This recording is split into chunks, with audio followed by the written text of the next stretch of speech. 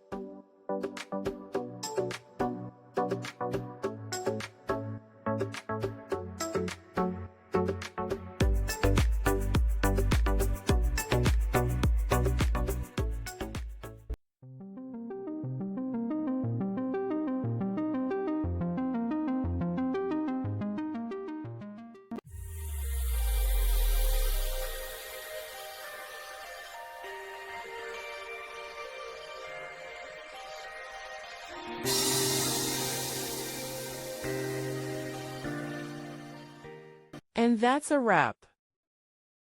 I hope you found the answer you were looking for. If you did, take a second to hit that subscribe button. It really helps out. And let me know in the comments which solution worked best for you.